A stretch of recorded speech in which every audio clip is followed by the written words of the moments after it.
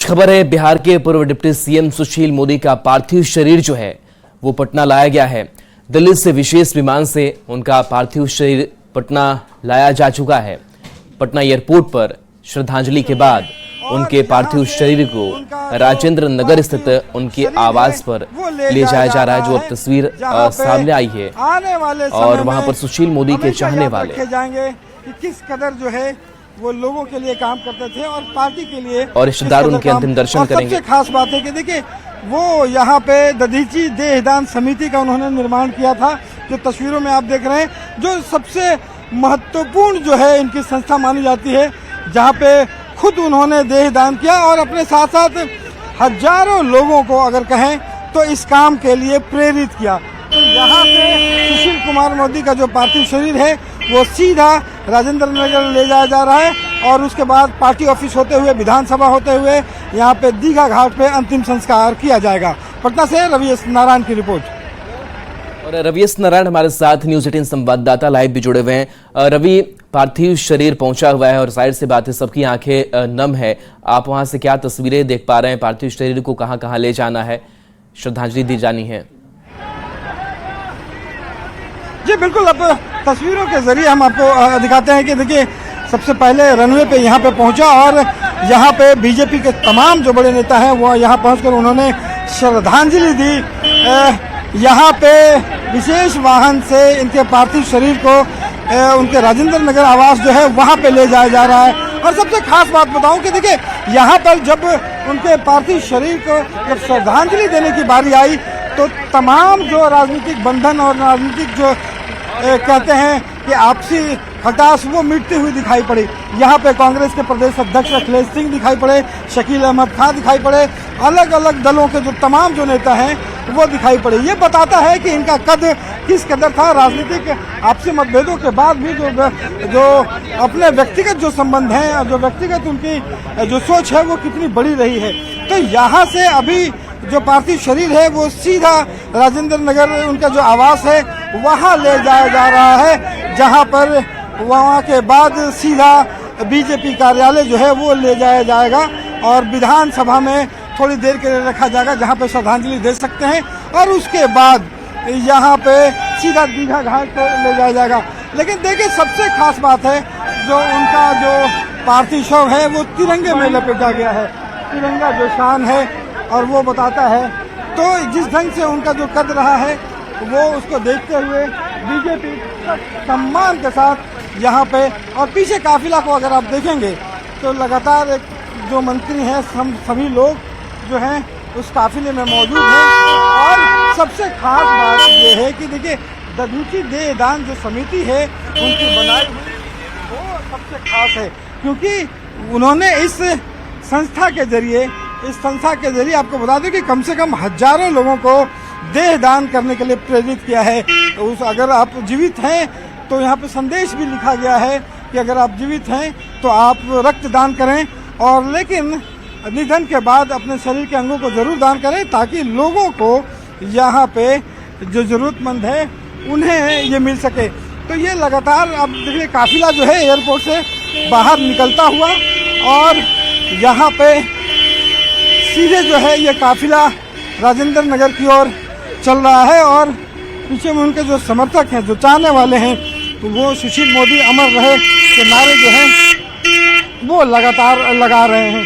तो यहाँ से अभी से थोड़े वक्त के बाद जब ये राजेंद्र नगर तमाम सारे लोग जो है यहाँ पे पहुँचेंगे तो उसके बाद यहाँ से ले जाया जाएगा। रजनीश जी हमारे साथ है। आज बड़ी दुखद खबर आई, बहुत ही पार्टी के लिए एक बहुत बड़ी क्षति है। मेरी तो व्यक्तिगत क्षति है। सुशील जी भारतीय जनता पार्टी के बिहार के एक स्तंभ थे और उनके इस तरह से निधन से पूरी पार्टी आज मर्माहत है। मैं उनके साथ जितना काम किया और जिस तरह से मुझे अवसर उन्होंने दिया था, मैं तो मानता हूं कि यह मेरी व्यक्तिगत क्षति है और आने वाले दिनों में भारतीय जनता पार्टी में इसकी भरपाई कैसे होगी मुझे नहीं लगता। ये सबसे बड़ी बात है कि ये भरपाई कैसे होगी वो किन्हीं को नहीं पता, क्योंकि उन्होंने जो काम किया है, जिस तरीके से काम किया है वो बेहद खास रहा है। और यही कारण है कि हर कोई उससे जुड़ा हुआ महसूस कर रहा है। तमाम जो लोग हैं वो इस बात को लेकर के हैं कि जिस ढंग से उनके काम करने के तरीके रहे हैं कि एक हर ट्वीट जो है उनका एक खबर बनता था, और जिस ढंग से कंटेंट उन्होंने देते रहे हैं, जिस ढंग से लगातार सवाल उठाते रहे हैं, वो बड़ा विशेष रहा है। देखिए, युवा हैं आप और राष्ट्रीय प्रवक्ता भी हैं। सुशील मोदी के जो काम करने का तरीका है, कितनी सीख मिलती है और कैसे? देखिए, उनका जीवन हम लोगों के लिए एक आदर्श है, एक मूल्य है। मुझे आज भी याद है कि जब भी हम लोगों का किसी अखबार में लेख छपता था तो सबसे पहले अगर किसी व्यक्ति का फोन आता था तो वो सुशील जी का ही फोन होता था। हमारे लिए सुशील जी तो चाचा थे, चाचा हैं और चाचा ही रहेंगे। और निश्चित रूप से संपूर्ण बिहार के लिए, बिहार बीजेपी के लिए एक ऐसी शून्यता आ गई है जिसको भर पाना हम लोगों के लिए बहुत ही असंभव सा प्रतीत होता है। तो यहाँ पे संजीव चौरसिया हैं, यहाँ के स्थानीय विधायक। संजीव जी, बिल्कुल ये वक्त बड़ा मुश्किल, बहुत मुश्किल है। हम ऐसे नौजवानों को तो खैर जो मार्गदर्शन देने का काम किए विद्यार्थी परिषद से लेकर अब तक, यानी शुचिता, संघर्ष और समाज सेवा का कैसे भाव हो सकता है, उसके उदाहरण एकमात्र सुशील मोदी ही थे। तो सबको मन में दुख भी है और शुचिता के साथ राजनीति करने का एक दिशा उन्होंने जो मापदंड दिया है बिहार के, इसके लिए ये अनुकरणीय है। निश्चित तौर पर बहुत बहुत विनम्र श्रद्धांजलि। तो ये देखिए, उनकी सबसे खास बात रही है कि जिस शुचिता के साथ उन्होंने काम किया, बेदाग रहे, हमेशा निर्विवाद रहे, कभी कोई बड़ा सवाल खड़ा नहीं हुआ, ये उनके लिए सबसे खास है और नई पीढ़ी के लिए एक ढंग से कहें तो काफ़ी प्रेरित करने वाला है। और यही तमाम लोग कह रहे हैं कि उन्होंने जिस ढंग से काम किया है और किसी भी वक्त ऐसे मुश्किल दौर में भी आया है, जिस ढंग से उनका जो उत्कर्ष रहा है और जिस ढंग से उन्होंने खुद स्ट्रगल किया है, उस नया युवा चेहरा लोगों के लिए एक ढंग से कहें कि प्रेरित करने वाली बात है। और यहाँ से देखिए, काफिला जो है एयरपोर्ट से निकलकर सीधा जो है राजेंद्र नगर आवास की ओर बढ़ चला है और थोड़ी देर में जब वहाँ पहुँचेगा उसके बाद बीजेपी कार्यालय ले जाया जाएगा। जी बिल्कुल। और कल तस्वीरें भी आपने भेजी थी उस राजेंद्र आवास की, राजेंद्र नगर स्थित जो आवास से सुशील कुमार मोदी का, वहां पर भी सन्नाटा पसरा हुआ था। अभी परिवार के लोगों की अगर बात करें तो परिवार के लोगों में किन किन की मौजूदगी है?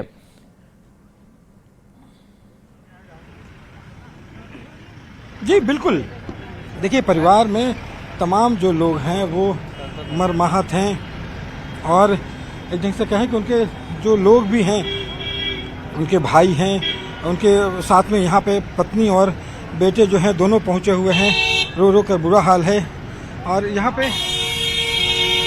क्या कहेंगे कि श्रद्धेय सुशील कुमार मोदी जी बिहार के उप मुख्यमंत्री रहे और जेपी आंदोलन से लेकर जब तक उनकी सांसें चलती रही, वो भारतीय जनता पार्टी और कार्यकर्ता के लिए ही सोचते रहे। राज्यसभा में जब मेरा नामांकन होने वाला था तो उन्होंने खुद फ़ोन करके कहा कि धर्मशिला, मैं आशीर्वाद देने आऊँगा। वो मेरे परिवार के सदस्य थे, लगातार उनसे प्रेरणा मिली और उनका आशीर्वाद मिलता रहा। राजनीति में उंगली पकड़ के सिखाए मुझे। आज सच में बहुत मर्माहत हूँ, उनकी कमी को कोई पूरा नहीं कर सकता। बिल्कुल धर्मशिला जी, चूंकि यहाँ पे जो राज्यसभा जाने की बात आई थी तो आपका नाम भेजा गया था और ऐसा नहीं कि लोगों ने कहा कि नहीं सुशील मोदी नाराज हैं, लेकिन खुद आगे बढ़ करके आपकी पीठ ठोका, उन्होंने शाबाशी भी दी कि एकदम खुद से मुझे उन्होंने कॉल किया कि मैं आऊँगा धर्मशिला, तुम्हारा कब नॉमिनेशन है, और पीठ ठोक के आशीर्वाद दिया। उस क्षण को भुला नहीं सकती मैं, लेकिन कोशिश करूँगी उनके आशीर्वाद जो है उन पर खरी उतरने का प्रयास करूँगी। तो बिल्कुल देखिए, ये धर्मशिला देवी हैं जो इस बार राज्यसभा सांसद गई हैं और इनके आंख भी नम है और लगातार इस बात का हर कोई जिक्र कर रहा है कि जिस रास्ते पर वो चले, जिस ढंग से वो चले, उस रास्ते पर चलने की कोशिश जो है वो की जाए। इनका जाना कितना दुखद है? बहुत ही दुखद है। पार्टी के लिए निकट भविष्य में भरपाई करना मुश्किल है। जिस प्रकार से सुशील मोदी जी एक एक व्यक्तियों की, एक एक कार्यकर्ताओं की चिंता पूरे बिहार की करते थे, ये अपने आप में कोई ऐसा व्यक्ति नहीं है जो सबको जानने वाला हो, सबके सुख दुख के भागी रहा करते थे।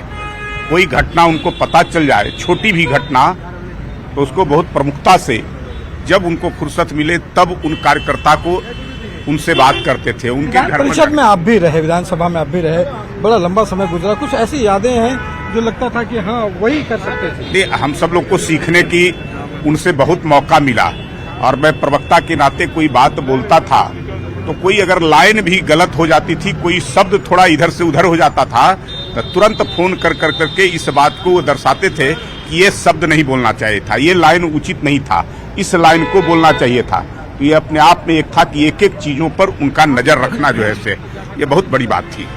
ये बड़ी बात थी। और देखिए लगातार लोग जो श्रद्धांजलि देकर यहाँ से एयरपोर्ट से निकल रहे हैं और जो बीजेपी के तमाम जो नेता हैं वो बीजेपी कार्यालय पहुँच रहे हैं, तो तमाम लोग मर्माहत हैं और इस बात को लेकर कह रहे हैं कि जिस रास्ते पर वो चले, जिस ढंग से उन्होंने राजनीति की निर्विवाद रूप से बिना कोई संकोच किए हुए मुश्किल दौर में भी उन रास्तों पर आगे चलने की कोशिश की जानी चाहिए। और सम्राट चौधरी हो या बीजेपी नेता विजय सिन्हा, तमाम लोगों का कहना है कि उनकी कमी जो है वो पूरी नहीं की जा सकती। जी बिल्कुल, तो ये नेता श्रद्धांजलि भी अर्पित कर रहे हैं, दुख भी अपना व्यक्त किया है। प्रधानमंत्री नरेंद्र मोदी ने भी अपना दुख व्यक्त किया है और लगातार वो पोस्ट भी कर रहे हैं सुशील कुमार मोदी को लेकर के। बिहार बीजेपी के लिए ये कितनी बड़ी क्षति है और बिहार बीजेपी के नेता कैसे याद कर रहे हैं सुशील मोदी को, सुमो को? जी बिल्कुल, देखिए बिहार बीजेपी के लिए बहुत बड़ी क्षति है, क्योंकि देखिए जिस समय से बिहार बीजेपी की स्थापना हुई उस समय से ये जो है वो जुड़े हुए थे और छात्र आंदोलन से लेकर के अब तक जो है वो बीजेपी के लिए मजबूत स्तंभ बने रहते थे। और यहाँ तक कि आप ज़रा देखिए कि जिस समय बिहार में बीजेपी बिल्कुल कमज़ोर हालत में थी, वहाँ से लेकर के और 55 सीटों तक ले जाने का जो मजबूत काम किया है वो सुशील कुमार मोदी ने किया है। और सबसे खास बात उनकी जो रही है वो खास बात ये कि जब भी उन्होंने वित्त मंत्री के तौर पर लगभग एक दशक जो है उन्होंने बिहार सरकार का बजट पेश किया है और बजट पेश करने में नीतीश कुमार के साथ उनकी जो दोस्ती रही है और जिस ढंग से उन्होंने आर्थिक बजट पेश किए हैं वो मिसाल रहा है। लगातार बजट के आंकड़े भी बढ़ाए हैं, लगातार हर वर्ग को जो मिलना चाहिए उसे भी देने की कोशिश की गई है। और यही कारण है कि जो पूरे देश भर में जीएसटी लागू हुआ, जो कमेटी बनाई गई, उस कमेटी के जो मेंबर हैं वो सुशील कुमार मोदी बनाए गए। तो ये उनकी एक खास विशेषता रहती थी कि किसी विषय पर अगर बोलना है तो उस विषय के बारे में पूरी जानकारी मिलनी चाहिए। यही वजह रहा कि जब लालू प्रसाद यादव लगातार सरकार में थे, उन पर जब सवाल खड़े किए जाने लगे तो लगातार तथ्यों के साथ वो सामने आए और आके बार बार जो है वो प्रेस कॉन्फ्रेंस करते थे और बड़े सवाल खड़े करते थे। तो उनका एक अंदाज था काम करने का और ऐसे अंदाज था कि वो तथ्यों के साथ बात करते थे, ना कि सिर्फ बातें जो है शब्द कहने के लिए है। और यही कारण है कि हर जगह कहीं पे भी वो जाते थे तो बीजेपी के कार्यकर्ता हों, उनके लोग जो हैं वो जुटते थे और बीजेपी को जो मजबूती प्रदान की जाती है, पूरी की पूरी कैबिनेट कैसे चलती है, कैसे लोगों को अपने लोगों को जोड़ कर रखना है, वो तमाम चीज़ें जो है वो जोड़ कर रखते थे।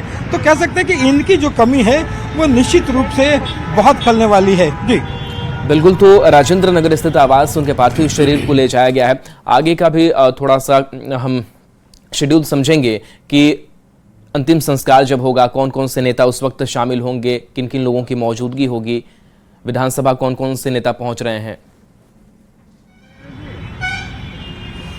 देखिए यहाँ से जब पार्थिव शरीर जो है वो राजेंद्र नगर उनके जो आवास है वहाँ पे ले जाया जाएगा, तो वहाँ पे परिवार के लोग, वहाँ पे जो स्थानीय हैं और जो दूर से जो चाहने वाले लोग हैं वो वहाँ पे पहुँचे हैं, जो उनको अंतिम संस्कार, अंतिम जो श्रद्धांजलि है वो देंगे। और जो पारिवारिक विधि विधान के साथ जिस ढंग से अंतिम शव यात्रा निकाली जाती है, तमाम विधि विधानों के साथ वहाँ पर कर्म किया जाएगा। और वहाँ से जब काफिला निकलेगा और तो भाजपा कार्यालय आएगा। और आपको बता दूं कि अभी जो तिरंगे में लिपटे हुए सुशील मोदी के जो पूरा पार्थिव शरीर है वहाँ पे भाजपा का, बीजेपी का एक झंडा जो है वो भी रखा गया है, जो उन पर ऊपर से उड़ाया जाएगा बीजेपी के झंडे को और एक सम्मान दिया जाएगा। वहाँ पे बीजेपी के तमाम जो बड़े नेता हैं वो वहाँ पे मौजूद रहेंगे। उसके बाद विधानसभा ले जाया जाएगा इनके पार्थिव शरीर को और विधानसभा में जितने भी विधायक हैं और तमाम जो लोग हैं वो वहाँ पहुँचेंगे। और ख़ास बात यह है कि देखिए सुशील कुमार मोदी बिहार के इकलौते ऐसे नेता हैं जिन्होंने चारों सदनों का एक ढंग से कहें कि वहाँ पे पहुँचे हैं। विधानसभा में रहे हैं, विधान परिषद में रहे हैं, लोकसभा में रहे हैं, राज्यसभा में रहे हैं। कोई सदन ऐसा नहीं है जहाँ पे उनकी उपस्थिति नहीं रही है। तो वहाँ पे विधानसभा विधान परिषद दोनों जगह उनको पार्थिव शरीर को ले जाया जाएगा, जहाँ पे लोग पहुँच करके श्रद्धांजलि देंगे। और जब दीघा घाट पहुँचेंगे तो वहाँ पे बीजेपी के जो राष्ट्रीय अध्यक्ष हैं जेपी नड्डा वहाँ पे पहुँचेंगे, और बीजेपी के जो लोग हैं वो तो हैं ही, लेकिन दूसरे दलों के भी जो तमाम बड़े नेता हैं वो श्रद्धांजलि देने घाट पर पहुँचेंगे। जी बिल्कुल, बीजेपी के जो नेता हैं मरमाहत हैं, मुख्यमंत्री नीतीश कुमार का भी जिक्र ज़रूरी हो जाता है, क्योंकि नीतीश कुमार ने लंबी पारी खेली शासन में रहते हुए। मुख्यमंत्री सीएम तो नीतीश कुमार रहे, तो डिप्टी सीएम के तौर पर काम करते रहे सुशील कुमार मोदी। और सुशील कुमार मोदी और बीजेपी से अलग भी अगर नीतीश कुमार हुए तो एक जो लगाव था वो समय दर समय सामने आता रहा। जब बीजेपी की और नीतीश कुमार की एक बार फिर से सरकार बनी, जब तब भी चाहत थी कि डिप्टी सीएम के तौर पर सुशील मोदी ही काम करे, तो ये एक बड़ा लगाव दिखता है कि किस तरीके से नीतीश कुमार और सुशील मोदी एक साथ समन्वय स्थापित कर काम करते रहे। वो शायद मुख्यमंत्री भी मिस कर रहे होंगे। जी निश्चित रूप से, और शायद आज के दिन में जिस ढंग से जितना मरमाहत नीतीश कुमार हैं शायद ही कोई होगा, क्योंकि वो जो दोस्ती है, वो जो आपसी संबंध है, वो जो आपसी जो बॉन्डिंग है वो बेहद खास था। क्योंकि 2005 में जब एनडीए की सरकार बनी और उस समय से लेकर के इस समय तक, जब तक वो राज्यसभा में नहीं गए तब तक वो लगातार। चलिए बिल्कुल, तो आज सबकी आंखें नम है और याद किया जा रहा है सुशील कुमार मोदी को सुमो भी